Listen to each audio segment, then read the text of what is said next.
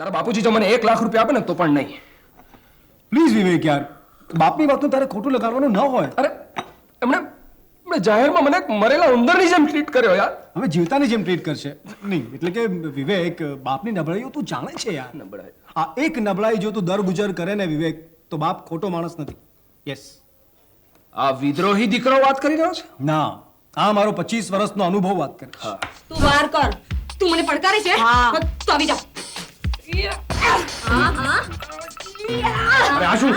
ત્રીજું વિશ્વયુદ્ધ? સારું થયું તો આવી ગયો. કૂદી પડું? ના, કૂદવાની કઈ જરૂર નથી. તું રેફરી બન ખાલી. અરે પણ કેટલા કલાક? જ્યાં સુધી આ રડવામાંથી હસવામાં ન પહોંચી જાય ને ત્યાં સુધી. આ તો પછી યુદ્ધ કરવાની કોઈ જરૂર જ ન પડે એવા સમાચાર હું લક્ષ્મી માટે લઈ આવ્યો છું. વિવેક મળી ગયો. યસ, પંકજ સાથે રસ્તામાં છે. જો ખરો પ્રેમ આને કહેવાય. તો શું મારો પ્રેમ ખોટો છે? હા. આયા મારી ગયો રે મારી ગયો. समझे सो मन कागड़ो पण चालू हंसनी चाल अरे समझे सो मन कागड़ो पण चालू हंसनी चाल परण कुंवारी कन्या जे पर छोकराओ बेहाल लोको कहे मन करोड़पति लोको कहे मन करोड़पति पर हूँ तो पोकटलाल पर हूँ तो पोकटलाल हूँ करोड़पति पोकटला હું કરોડપતિ પોકટલા હું કરોડપતિ પોકટલા. આ લક્ષ્મી કોણ? જેને માટે 2 યોદ્ધા પાણીપતમાં ઉતર્યા, પણ એમાંનો આ એક પૂંછડી દબાવીને નાઠો. હવે તું ચૂપ રહીશ કે માજીના આશીર્વાદ લીધા વગર જ નીકળી જાઉં? છે હિંમત? રેવા દે દીકરા, હવે એ નહીં માને. એને એનો ભાઈ યાદ આવ્યો. ભાઈ? હા, એ લોકો નાના હતા ત્યારે આ જ રીતે ઝઘડતા હતા. એ કહેતો કે હું મારા ડેડીની જેમ પહાડ ચડીશ, ત્યારે મીરા એની આડે ઊભી રહી જતી અને કહેતી, છે હિંમત? તો એ ક્યાં છે હમણાં? એ ન પૂછ દીકરા, મારું ઘરડું હૃદય એ આઘાત સહન નહીં કરી શકે. એ જીવે તો છે ને? એક ધૂંધળી આશા છે. એટલે નાનપણમાં ખોવાઈ ગયો તો એવું કંઈક? હા, જ્યારે મારા ડેડી એવરેજ સર કરવા ગયા હતા ત્યારે ડાકુઓ મારા ભાઈનું અપહરણ કરી ગયા હતા. હું જાણું છું.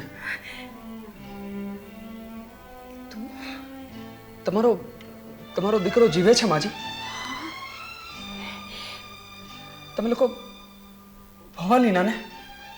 હા, હું પણ ભવાલીનો જ છું. તું કોનો દીકરો? તમારે વિકી વિશે જાણવું છે કે મારા પરિવાર વિશે? વિકી? ક્યાં છે અમારો વિકી? ડાકુ એનો અપહરણ કરીને એક પર્વત પર લઈ ગયા અને બિચારાને ગુફામાં ગોંધી દીધો. એ બિચારો ખૂબ રડ્યો, ખૂબ, પણ રાક્ષસોની સામે એનું કંઈ ના ચાલ્યું. એના હાથ પગ બાંધી દેવામાં આવ્યા હતા. માત્ર જમવાના સમયે એના હાથ છોડવામાં આવતા. આમને આમ 6 દિવસ વીતી ગયા અને 7મે દિવસે એને લાગ મળતાની સાથે જ ત્યાંથી નાસી છૂટ્યો. પણ એ બિચારો ભોળો નાનકડો, એને એના ગામનો રસ્તો જ યાદ નહોતો. એ ખૂબ દોડ્યો અને એક લોહી લુહાણ અવસ્થામાં એક નદી કિનારે જઈને બેભાન થઈને પડી ગયો. પછી એની આંખ ખુલી તો એક સોદાગર ને ત્યાં હતો. એ સોદાગર ક્યાંનો હતો? અહીંનો જ, આ જ ગામનો. એ સોદાગરને ત્યાં જ એ રહ્યો, ત્યાં જ મોટો થયો. એ સોદાગર એને ભણાવ્યો, ગણાવ્યો, એક બાપનો પ્રેમ આપ્યો અને એની પત્ની અને એક માતાનો સ્નેહ. એટલે મારો વિકી આ જ ગામમાં છે અને જીવે છે? જીવે છે. મમ્મી એ આ જ ઘરમાં છે. મમ્મી. વિવેક, હું તારો વિકી છું મમ્મી. હું તારો વિકી છું મમ્મી. વિકી, મારો દીકરો, મારો દીકરો.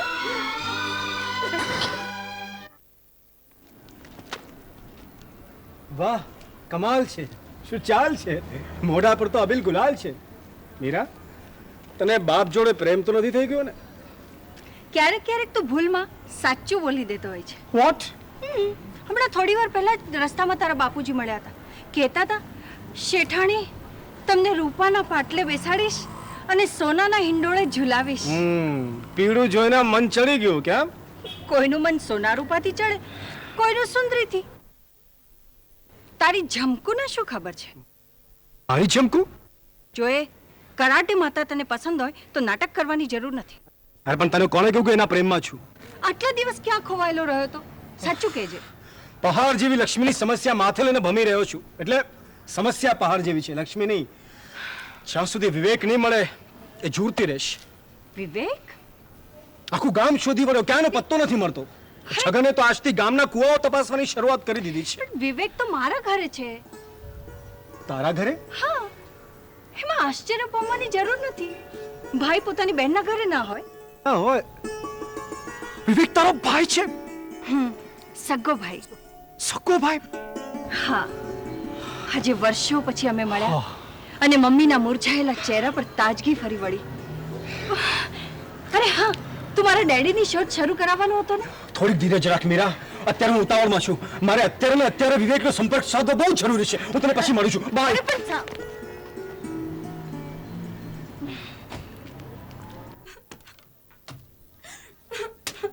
તું જો આ માટા મારવાની હોય ને તો હું જાઉં છું. અરે શું કરું જમકુ, મને તો કઈ ચેન જ નથી પડતો. એ તું હસે છે? બીજી વાર હસી છે ને તો એક વાર ચોક મારી દઈશ ને. હા, મેરી બિલ્લી મુझसे म्याऊं. કરાટે શીખી ગઈ એટલે દાદાગીરી કરવા માંડી. હા, એક કામ કર, હિંમત હોય ને તો આવ મેદાનમાં. હું ખાલી બચાવ કરીશ. હા, તું વાર કર. તું મને પડકારે છે? હા. તો આવી જા.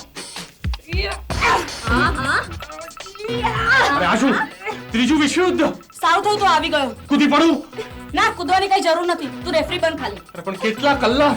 જ્યાં સુધી આ રડવામાંથી હસવામાં ન પહોંચી જાય ને ત્યાં સુધી. હા તો પછી યુદ્ધ કરવાની કોઈ જરૂર જ ન પડે એવા સમાચાર હું લક્ષ્મી માટે લઈ આવ્યો છું. વિવેક મળી ગયો. યસ, પંકજ સાથે રસ્તામાં છે. જો ખરો પ્રેમ આને કહેવાય. તો શું મારો પ્રેમ ખોટો છે? હા, આયા મારી ડોક તોડી નાખી યાર. બહુ વાગ્યું. અરે શું યાર, લગન પહેલા હાલત છે તો લગન પછી મારી શું હાલત થશે? તારે વિચાર બદલવો પડશે વિવેક. નહીં પ્લીઝ પંકજ, પ્લીઝ. હું એ નોકરી ફરીથી સ્વીકારી શકું એમ નથી યાર. તારા બાપુજી જો મને 1 લાખ રૂપિયા આપે ને તો પણ નહીં. પ્લીઝ વિવેક યાર, બાપની વાતનું તારે ખોટું લગાડવાનું ન હોય. અરે એમણે જાહેરમાં મને મરેલા ઉંદરની જેમ ટ્રીટ કર્યો યાર. હવે જીવતાની જેમ ટ્રીટ કરશે નહીં. એટલે કે વિવેક, બાપની નબળાઈઓ તું જાણે છે યાર. નબળાઈ. આ એક નબળાઈ જો તું દર ગુજર કરે ને વિવેક, તો બાપ ખોટો માણસ નથી. યસ. આ વિદ્રોહી દીકરો વાત કરી રહ્યો છે? ના, આ મારો 25 વર્ષનો અનુભવ વાત કરે છે. હા 25. પંકજ, આ નોકરી હું સ્વીકારું કે ન સ્વીકારું એથી તને શું ફરક પડે છે? હા વિવેક, શત્રુના ગઢમાં તારું હાજર રહેવું બહુ જ જરૂરી છે. અને મારા ખ્યાલ પ્રમાણે બાપુજીને અમારા કરતા તારામાં શ્રદ્ધા વધુ છે. હતી. અરે હા લક્ષ્મી, હાય. હવે તું જાને સમજાવે. પહેલા મને એ કહે કે અત્યાર સુધી મને કેટલી વાર યાદ કરી? બોલ બેટમજી, શું જવાબ આપો? વાત શું છે? એ તારાથી દૂર રહેવા માંગે છે. ઓહ, એટલું યાદ રાખજે કે હું કરાઠે શીખી છું. નહીં એટલે લક્ષ્મી, હું તને એમ પૂછું છું કે જો તારું મારી જેમ કોઈ જાહેરમાં અપમાન કરીને કાઢી મૂકે તો તું ફરીથી પાછી ફરે, અને એ પણ પાછી મફતની નોકરી માટે? તું પૂર્ણ સોમાન સાથે બંગલામાં પાછો દાખલ થઈશ. એ કઈ રીતે? બાપુજી તારી માટે જમીન પર 7 વાર પોતાનું નાક રગડશે. હવે તને ચાલશે?